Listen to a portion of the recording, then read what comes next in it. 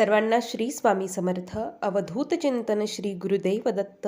आज शुक्रवार आहे, तर 3:34 आज पौर्णिमा चालू होणार आहे आणि शनिवारी सायंकाळी 6 वाजता पौर्णिमा संपते. तर सगळ्यात महत्त्वाचा प्रश्न असतो की सत्यनारायण पूजन कधी करायचं. तर सत्यनारायण पूजन हे आपण प्रदोष काळात करत असतो. त्यामुळं सत्यनारायण पूजन हे आज शुक्रवारी तुम्हाला प्रदोष काळात करायचं आहे. मग ते 5:30 ते 7 तुम्ही कधीही करू शकता. तर सत्यनारायण पूजन कसं करायचं, त्याचे नियम, अटी सर्व याबाबत मी व्हिडिओ आधी अपलोड केलेला आहे, तो तुम्ही पाहू शकता. तर सत्यनारायण पूजन का करायचं असतं, तर आपल्या घरात अन्नधान्याची, पैशाची कधीही कमतरता भासू नये म्हणून सत्यनारायण पूजन करायचं असतं. त्याचबरोबर पौर्णिमा आहे. पौर्णिमा म्हटलं की लक्ष्मी मातेचा व भगवान विष्णूंचा आवडतीचा दिवस आणि या दिवशी आपण करत असतो ती लक्ष्मी मातेची सेवा. आर्थिक प्राप्तीसाठी असेल किंवा घरात सुख शांती नांदावी यासाठी असेल. तर आपल्याला पौर्णिमेपासून पौर्णिमा संपेपर्यंत म्हणजे जेव्हा पौर्णिमा चालू होते तेव्हापासून तुम्हाला पौर्णिमेत अनेक लक्ष्मीप्राप्तीच्या सेवा करता येतात.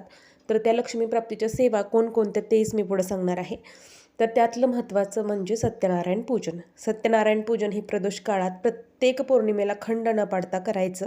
11 पौर्णिमा होईपर्यंत आपल्याला खूप चांगले अनुभव येतात आणि हे अनुभव सिद्ध आहे. अनेक महिला सेवेकरी या सेवा करत असतात. तर आता उपवास कधी पौर्णिमेचा पकडायचा, तर उगवत्या तिथीला आपल्याकडे उपवास पकडला जातो. त्यामुळे उपवास हा शनिवारी पकडायचा. आता त्यानंतर येतं ती लक्ष्मी मातेची सेवा. तर सेवा खूप साधी सोपी आहे आणि जिथं भगवान विष्णूंची सेवा केली जाते तिथे माता लक्ष्मी अखंड वास करत असते. तर आपल्याला व्यंकटेश स्तोत्र असेल, विष्णू सहस्त्रनाम असेल किंवा ओम नमो भगवते वासुदेवाय किंवा ओम नारायणाय विद्महे वासुदेवाय धीमहि या मंत्रांचा जप करायचा आहे.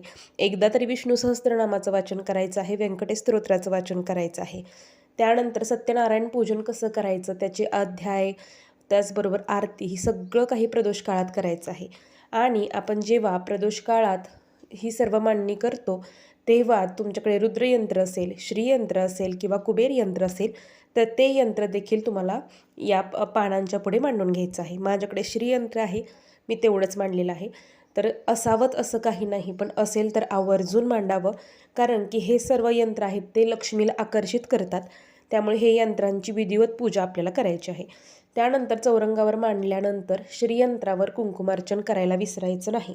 श्रीयंत्र असेल, महालक्ष्मीची मूर्ती असेल, तर तुम्हाला उद्या आज सायंकाळी जर केली तरी चालेल किंवा उद्या सकाळी. कुणाला गडबड असेल, आज नाही जमलं, तर त्यांनी उद्यासुद्धा केली तरी चालेल. आज सायंकाळीसुद्धा तुम्ही कुंकुमार्चन करू शकता. शुक्रवार आहे. त्याचबरोबर मंगल कलशाची सुद्धा स्थापना करू शकता. शुक्रवार आहे आणि प्लस पौर्णिमा आहे. 3:30 नंतर लागत आहे. त्यामुळं ज्यांना काहीच करणं शक्य नाही त्यांनी कमीत कमी ओम महालक्ष्मीच्या विद्महे विष्णुपत्नीच्या धीमहि तन्नो लक्ष्मी प्रचोदयात किंवा ओम नारायणाय विद्महे वासुदेवाय धीमहि तन्नो विष्णू प्रचोदयात या मंत्रांचा जप करायचा आहे. आता आपण कुंकुमार्चन करणार आहोत, तर ते कुंकुमार्चन कोणकोणत्या मंत्रांनी करणार, तर सगळ्यात महत्त्वाचं महालक्ष्मी अष्टकम अतिशय प्रभावशाली आहे. मी पाठीमागे हे व्हिडिओ अपलोड केला होता की महालक्ष्मी अष्टकमचं आपल्या घरात दररोज पठण केलं पाहिजे. 8 ओळींचं फक्त महालक्ष्मी, 8 ते 10 ओळींचं असेल, एवढं छोटंसं आहे पण ते खूप प्रभावशाली आहे. तर तुम्हाला महालक्ष्मी अष्टकमचं आज किंवा उद्या पौर्णिमा संपेपर्यंत 16 वेळा पठण करायचं आहे. महालक्ष्मी अष्टकम नंतर तुम्हाला आता श्रीयंत्रावरती कुंकुमार्चन ललिता सहस्त्रनाम म्हणून करू शकता किंवा देवी अष्टोत्तर शतनामावली मी पाठीमागे अपलोड केली आहे. देवी अष्टोत्तर शतनामावली असेल किंवा 16 वेळा श्रीसूक्त म्हणून करावी. ती कसं करायचं श्रीयंत्रावरती कुंकुमार्चन तेही मी सांगितलेलं आहे. ललिता सहस्त्रनाम म्हणून 5 बोटांनी सुद्धा तुम्ही श्रीयंत्रावर कुंकुमार्चन करू शकता. ही खूप साधी, सोपी आणि सुंदर अशी सेवा आहे. दर पौर्णिमेला ज्यांना शुक्रवारी, मंगळवारी कुंकुमार्चन सेवा करणं शक्य नाही त्यांनी प्रत्येक महिन्याच्या पौर्णिमेला तरी आवर्जून कुंकुमार्चन करावं. तसेच तुम्हाला जर 16 वेळा श्रीसूक्त पठण घरच्या घरी करता आलं तर अतिशय उत्तम. पण ज्यांच्या घराच्या जवळपास जर बेलाचं झाड असेल तर त्या बेलाच्या झाडाखाली उत्तर दिशेकडे तोंड करून पठण जर केलं तर ते अतिशय पुण्यदायी असतं. माता लक्ष्मीला प्रसन्न करून घेणारं असतं. तर श्रीयंत्र पूजन असेल, कुंकुमार्चन सेवा असेल, हे ललित सहस्त्रनाम पठण करून तुम्ही करा किंवा श्रीसूक्त पठण करून करा. 5 बोटांनी करा किंवा करंगळी शेजारचे बोट अनामिका आणि अंगठ्याने सुद्धा करू शकता. आता तुमच्या घरात जर कुबेर यंत्र असेल तर कुबेर गायत्री मंत्र पठण करून तुम्ही त्याच्यावरती विधिवत पूजा करा. कुबेर यंत्राची पूजन करा. विष्णू सहस्त्रनामाचा एक पाठ तुम्हाला करायचा आहे. गीतेचा 15वा अध्याय वाचन करायचं आहे. व्यंकटेश स्तोत्र सेवा खूप वाटत असेल पण आपण देवाकडे खूप मागत असतो, त्या बदल्यात आपल्यालाही तेवढीच सेवा देवाची करता आली पाहिजे. त्यामुळं सेवा कोणतीच जास्त आहे असं म्हणायचं नाही. आणि पौर्णिमा ही अतिशय महत्त्वाची असते लक्ष्मीप्राप्तीसाठी, त्यामुळे तुम्हाला ही सेवा करायची आहे. आणि महत्त्वाचं म्हणजे जो आपण शिऱ्याचा प्रसाद करत असतो तो शिऱ्याचा प्रसाद आपल्या कुटुंबाव्यतिरिक्त कुणीही बाहेरच्यांना देणार नाही याची काळजी घ्यायची. वाटीभरच शिऱ्याचा नैवेद्य करायचा आणि तो नैवेद्य आपल्याच घरातल्या लोकांनी खायचा. तर या पद्धतीने करायचं. आणि सर्व पूजा मान्य आहे तर त्याचं विधिवत सगळं विसर्जन करायचं. ते आंब्याची पानं असतील, खाऊची पानं असतील आणि बाकीची जी फोटो आहे, पुस्तक आहे किंवा सुपाऱ्या आहेत त्या तुम्ही पुन्हा पुन्हा वापरू शकता. तांदळात टाकून द्यायचे. गव्हाच्या आपल्या जे वापराचे गहू असतात त्यात ठेवायचे.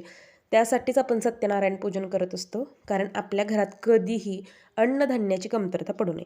आता कुंकुमार्चन केल्यानंतर श्रीयंत्राला पांढरं फूल अर्पण करायचं. ते माता लक्ष्मीला अतिशय प्रिय आहे.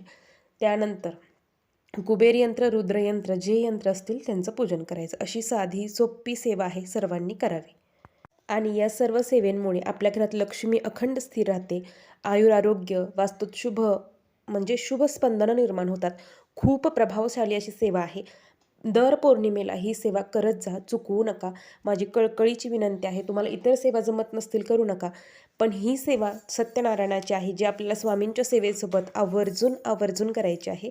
आणि ही सेवा फक्त महिलांनीच करावी का तर नाही, घरातील जे कोणी इच्छुक असतील, सासू सासरे, मुलगा मुलगी किंवा तुमचे मिस्टर जे कोणी असतील त्यांनी प्रत्येकाने थोडी थोडी सेवा वाटून घेतली तरी चालते.